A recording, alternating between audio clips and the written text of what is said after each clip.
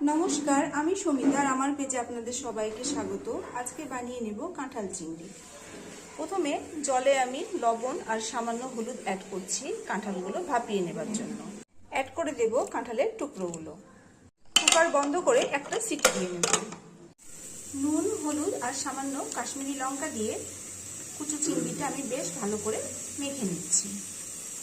রান্নাটা আমি সরষের তেলেই করে নেব। অ্যাড করছি সরিষার তেল।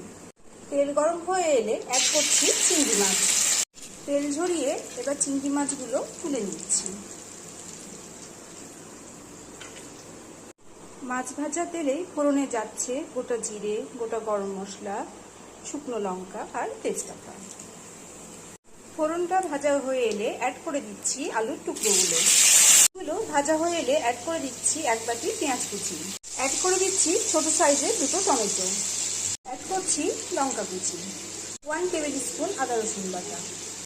মিশিয়ে নেব ভালোভাবে। পেঁয়াজ আর টমেটো বেশ নরম হয়ে এসেছে। এবারে অ্যাড করে দিব চিনি, গোলমরিচ গুঁড়ো, কাশ্মীরি লঙ্কা গুঁড়ো, জিরে গুঁড়ো, হলুদ গুঁড়ো, স্বাদ অনুযায়ী লবণ। দিয়ে দিচ্ছি ভাপিয়ে নেওয়া কাঁঠালগুলো। বেশ ভালোভাবে কষিয়ে নেব মশলার সাথে। মশলা সহ কাঁঠাল আলু বেশ ভালো মতো কষানো হয়ে এসেছে। অ্যাড করে দিচ্ছি চিংড়ি মাছ ভাজাগুলো। দিয়ে দিচ্ছি ঝোলের জন্য জল। অলমোস্ট ডান আমার কাঁঠাল চিংড়ি। অ্যাড করে দিচ্ছি নামাবার আগ দিয়ে 1/2 টিস্পুন ঘি, 1/2 টিস্পুন গুঁড়ো গরম মশলা। মিশিয়ে নেব ভালোভাবে। এই রেসিপিটা আপনারাও ট্রাই করতে পারেন। ভীষণই ডিলিশিয়াস হয় খেতে।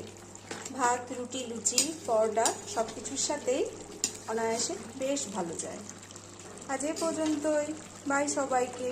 সুস্থ থাকবেন, ভালো থাকবেন। দেখা হবে আর একটা নতুন ভিডিও নিয়ে। আর আমিও গ্যাসের ফ্লেম বন্ধ করে সবজিটা এবারে নামিয়ে নিচ্ছি।